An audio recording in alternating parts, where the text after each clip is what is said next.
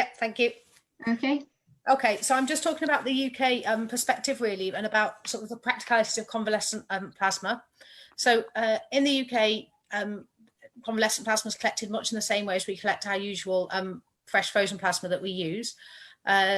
Based upon sort of experience with SARS and MERS and look at the literature, and then also the UK had the privilege of looking at what China did, etc.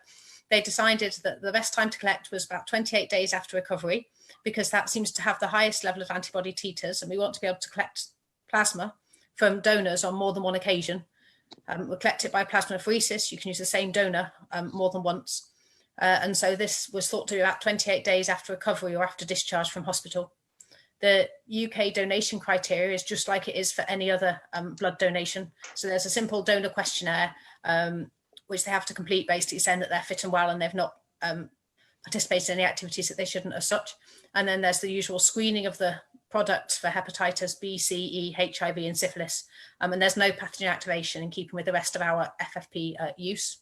Next slide.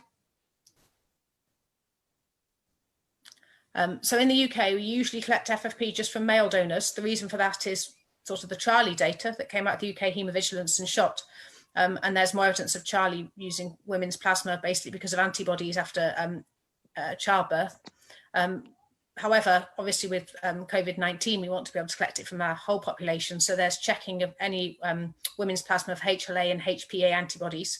And then anybody with a high titer would then obviously would then be excluded, unfortunately. And then also we're usually unable to donate if you've received any previous blood products, and that relates to the variant CJD. And therefore, if we were to continue with that, with the convalescent plasma, over time, you'd have a reducing donor pool. Because if you imagine patients have been treated, and then they've got antibodies, and then we can't use them again. And so, sorry, the slides have changed in the background. And so, go back one. No, never mind. Patients receiving convalescent plasma should be able, forwards again, should be able to continue to donate, and we're just looking to change our guidance on that.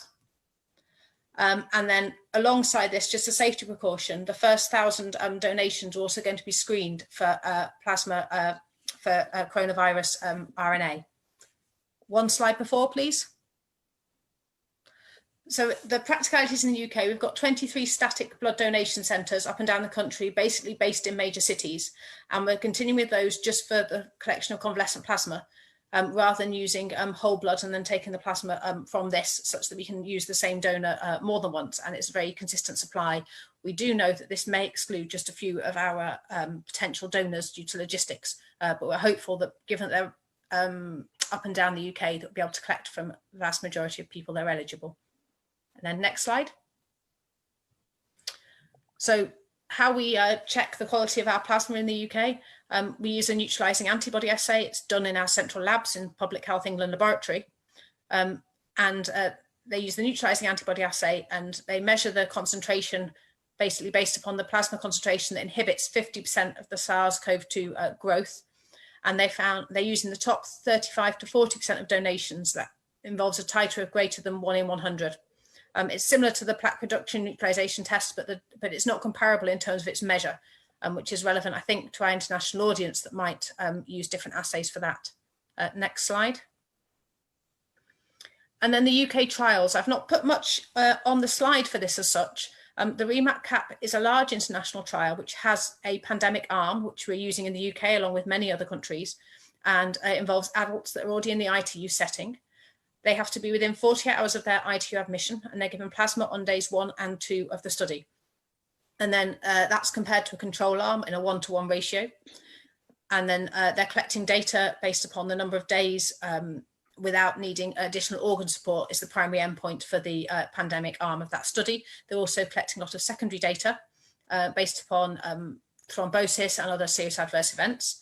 And then within that, they're also doing a quantity of measuring blood parameters intensely on the first few patients, checking cytokine levels amongst other things, and to check the patient's own antibody levels, etc. And then just opening up now is the recovery arm, and that's for any patients that are in hospital.